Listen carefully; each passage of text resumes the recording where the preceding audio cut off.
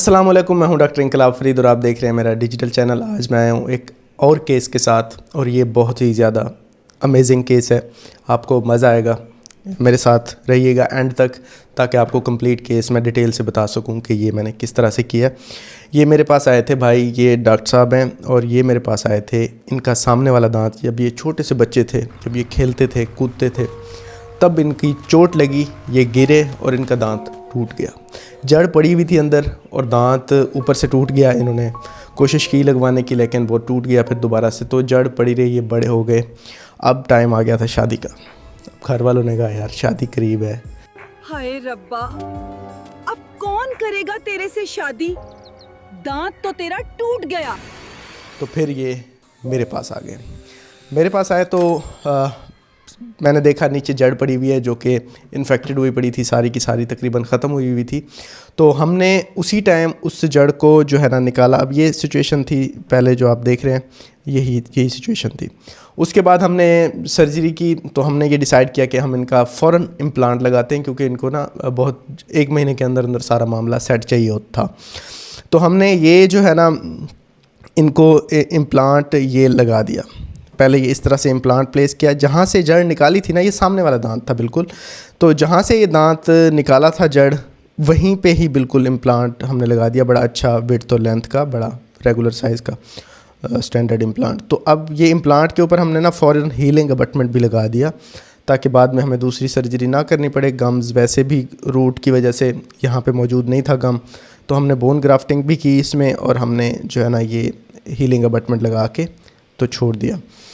तो उसके बाद 1 महीने बाद ये दोबारा हमारे पास आए। हमने इनकी मेजरमेंट ली, इनका जो क्राउन था वो बनाने के लिए। इनको जल्दी चाहिए था कि क्राउन मेरा जल्दी बन जाए, तो इसलिए 1 महीने बाद जब ये आए तो हमने ये इनका क्राउन बनवाया। अब ये देखें कितनी खूबसूरत है।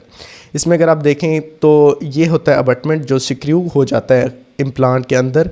इस स्ट्रक्चर के अंदर ये जो लगी हुई है आपको नज़र आ रही है, तो ये सिक्रू हो जाता है और मुंह के अंदर बिल्कुल नज़र ही नहीं आता। आगे मैं आपको दिखाता हूँ कैसे। ये जब हमने सिक्रू कर लिया तो ये आपको दिख रहा है कि ये दांत लगा हुआ है। ये कितना मज़े का दांत लगा हुआ है। अब ये बिल्कुल फील नहीं हो रहा, जैसे दांत निकलता है वैसे ही ये निकल रहा है गम्स के अंदर से क्राउन, और ये बहुत ही ज़्यादा एस्थेटिक और बहुत ही ज़्यादा प्यारा। अब ये मैं एक्सरे भी दिखाता हूँ आपको और अंदर से व्यू भी दिखाता हूँ। ये देखें, ये इम्प्लांट लगा हुआ है और ये अबटमेंट के साथ ये क्राउन लगा हुआ है, और ये क्राउन इसी तरह से हमने सिक्रू किया है। ये सिक्रू वाली जगह है जहाँ से हमने सिक्रू किया। अब सिक्रू रिटेन्ड इसको कहते हैं, सिक्रू रिटेन्ड सीमेंटेड क्राउन। इसमें यह होता है कि ये सीमेंट हुआ होता है इस अबटमेंट के साथ, लेकिन हम जो इसे रिटेन करते हैं लगाते हैं तो सिक्रू के साथ लगाते हैं। अब सिक्रू के साथ क्यों लगाते हैं?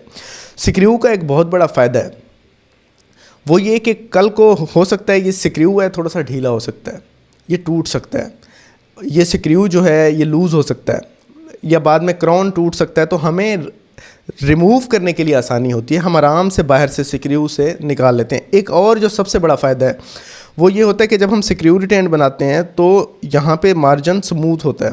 अब ये देखें, जैसे अबटमेंट है, जैसे क्राउन है, बड़ा स्मूथ फिट है ये। इसकी जो फिटिंग है, जो अटैच, जो उसके मार्जिन के साथ जो क्राउन की, वो बहुत अच्छी है, जिसकी वजह से बाद में पेरी इम्प्लांटाइटिस नहीं होता।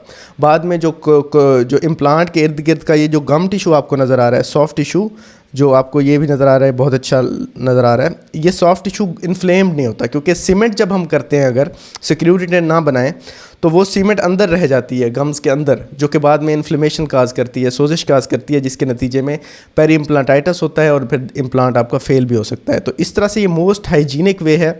इसमें यह होता है कि आपका जो क्राउन है वो बहुत स्मूथ होता है, शाइनी होता है, जिसकी वजह से गम्स की इनके साथ अटैचमेंट बहुत अच्छी होती है और इम्प्लांट आपका लाइफ टाइम के लिए रहता है और बोन लॉस बिल्कुल नहीं होता। तो ये देखें, अब ये बिल्कुल यहाँ पे गम्स इसके साथ अटैच हो जाते हैं, तो फिर बहुत अच्छा जो है ना वो बन जाता है।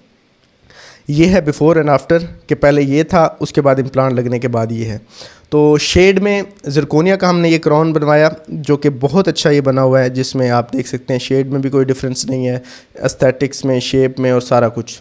इस तरह का अगर आपका इशू है तो ये बेस्ट होता है। ब्रिज से बचें, ब्रिज लगवाने की कोई जो है ना फ़ायदा नहीं होता, बल्कि उसका नुकसान होता है। इम्प्लांट की सिचुएशन में ये लाइफ टाइम चलता है, आपका इमीडिएट 1 महीने के अंदर ट्रीटमेंट कंप्लीट हो सकता है, जल्दी भी कर सकते हैं। अभी मैंने रिसेंटली कल एक इम्प्लांट किया, उसका दांत टूटा हुआ था अंदर ना, वो दांत निकाला, क्राउन उसी दांत का उसी वक्त लगा दिया, वही क्राउन लगा दिया जो उनके अपने दांत का था, इम्प्लांट के साथ फिक्स करके। तो उससे ये होता है कि फौरी तौर पे भी हम कर सकते हैं। अगर सामने के दांत, क्योंकि बहुत वो बंदा स्माइल में, बोलने में और ये इशू होता है, तो हम फौरी तौर पे भी लगा सकते हैं सामने का दांत, क्योंकि हमें स्टेबिलिटी मिल जाती है, इम्प्लांट अंदर अच्छा फिक्स हो जाता है। तो अगर आपका ये इशू है तो आप रब्ता कर सकते हैं। आपका ये इम्प्लांट बहुत अच्छा लगेगा। ये आपने देखा है कैसे हम लगाते हैं।